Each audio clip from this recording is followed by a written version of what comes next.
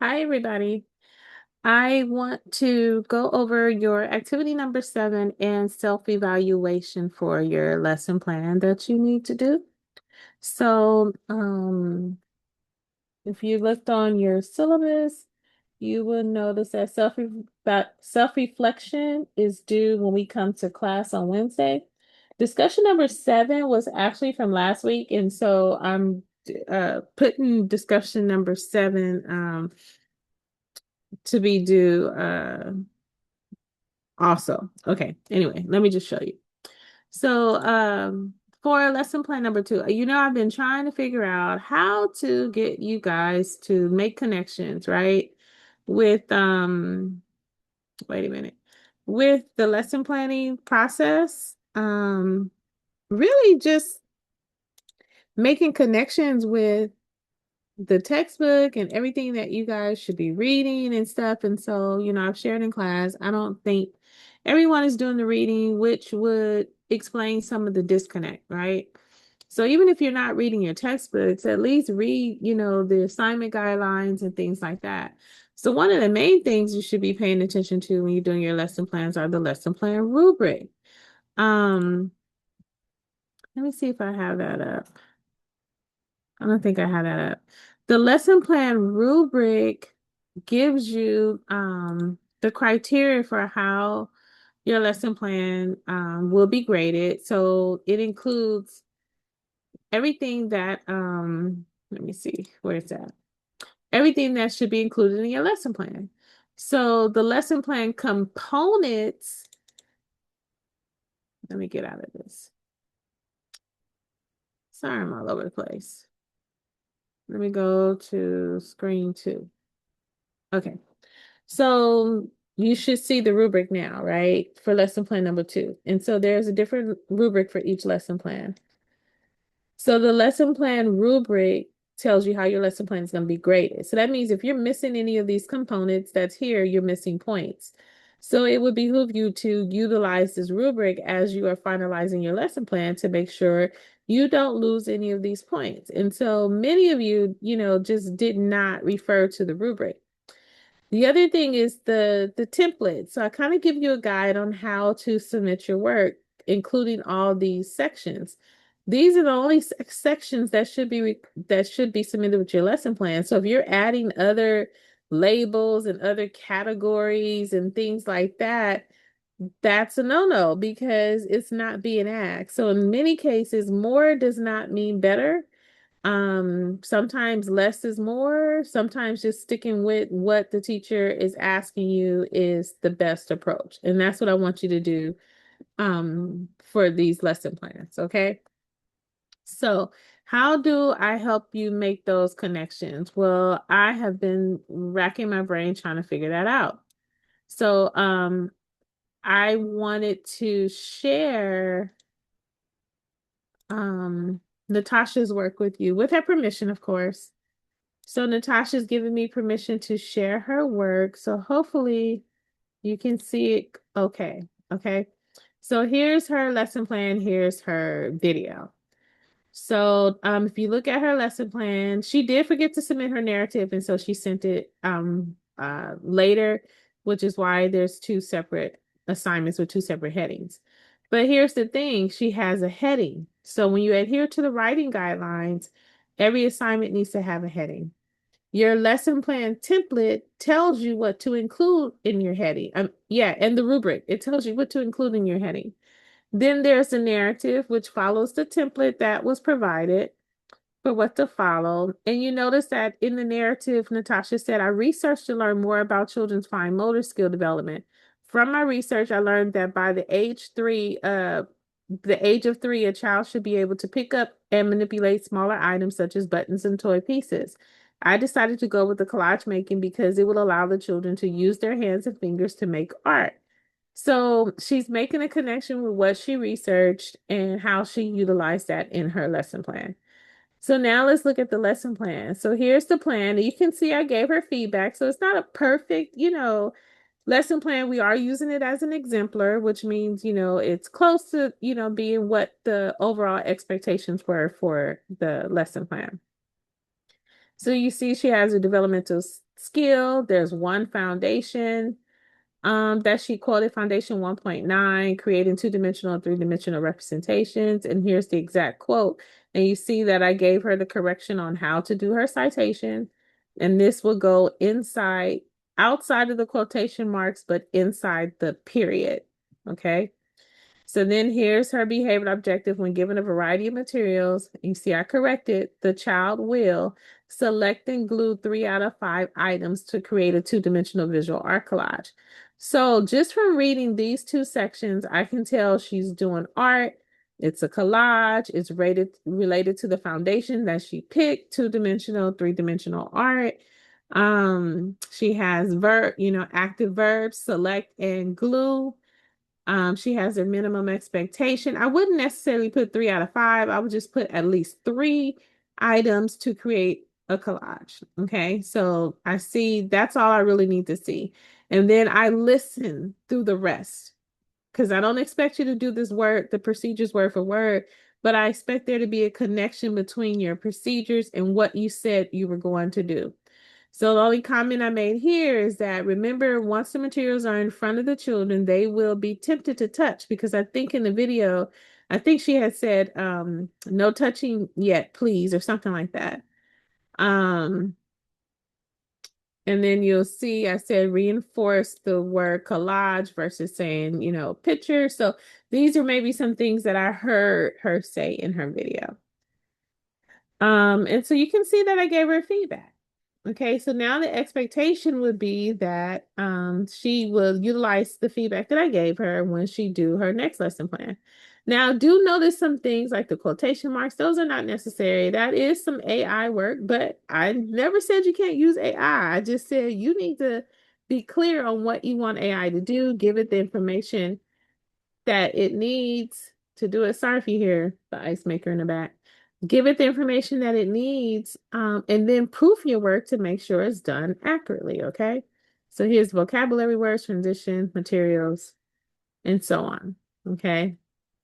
So now, this is the lesson plan. So now in the video, let me see. Fun art project that uses lots of different materials. If I can turn it up. Different colors or different things.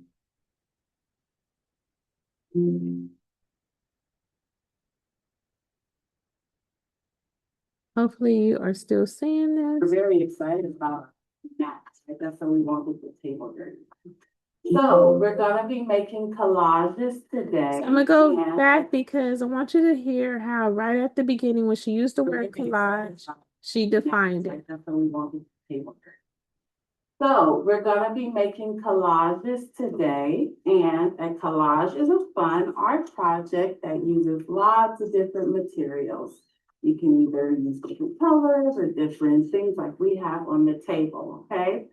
All right, so I'm not going to play the whole video now because that's what I want you guys to do, to actually watch the video, and I want you to complete this assignment. So now for some of you, it might be a little challenging. You might find completing this assignment a little challenging, and that's because you may not be familiar with all of the things related to the lesson plan because you may not have been reading and, trying to connect with these materials.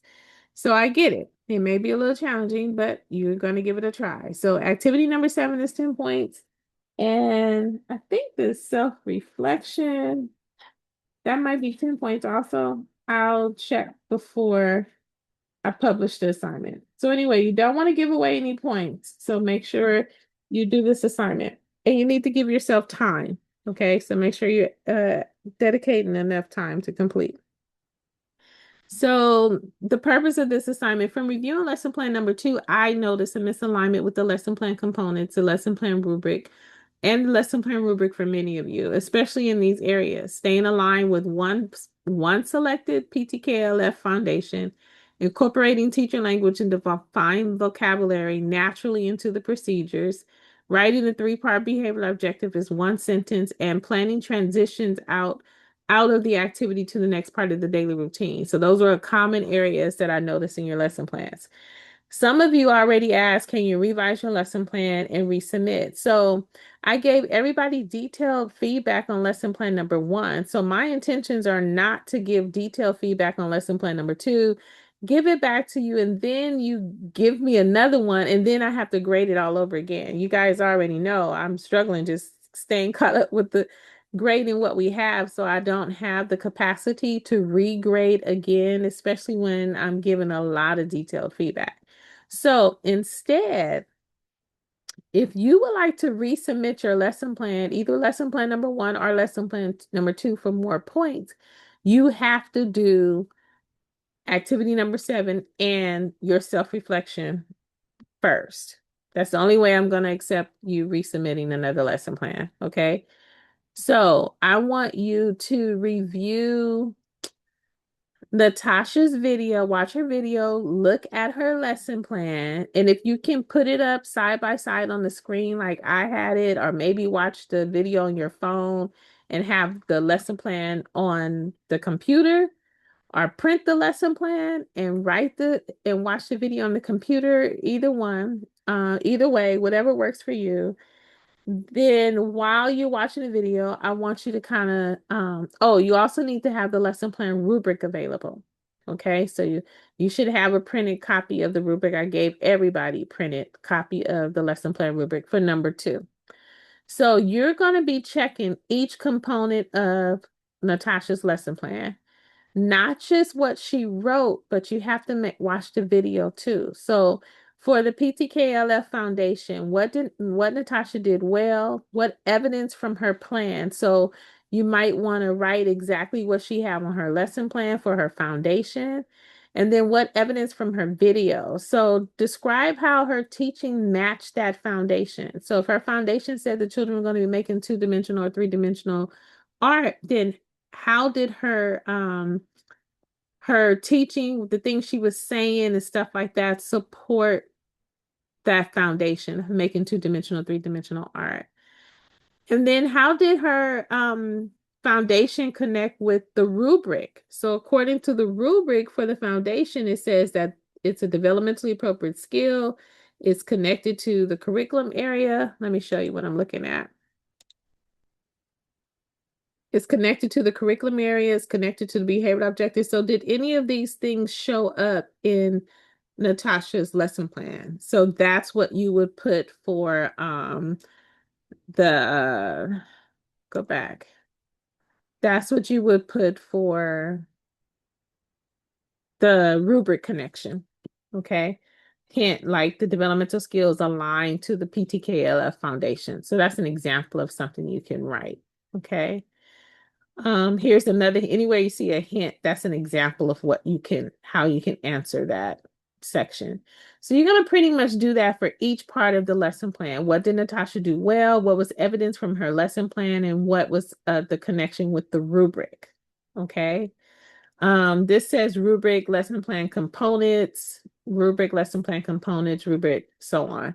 All right, but you're doing the same thing for each section of the lesson plan. Teacher language, vocabulary is combined together. Okay. So you're going to submit this for activity number 7, and this is required. It must be submitted before you can resubmit your lesson plan. Okay. Now, the other thing you're going to do is your self-reflection. So this is a separate assignment, different points. And so you're pretty much going to self-check your own lesson plan because you were supposed to submit your rubric with, your lesson plan already complete. So you're pretty much going to do your self-assessment. So what foundation did you identify from the preschool transitional kindergarten learning foundations, not the old preschool foundations? During implementation, where did you stay aligned with the foundation? So now you're going to do your own reflection of your lesson plan. You're basically going to give yourself the feedback that I would give you. Okay. And then once you do that, you're going to turn that in under the self-assessment, self-reflection assignment. And only after that can you submit your lesson plan number 2 revision. Okay. All right, so like I said, I know this might be challenging for some of you, but try your best, give yourself time, connect with me if you need to talk with me before Wednesday. I do have intentions on being on campus on Tuesday. I think Monday also. The lab is open on Tuesday, of course. So please utilize your resources. Communicate with me. We can always schedule a Zoom if you can't come on campus, blah, blah, blah, blah, blah, blah. All right. Take care.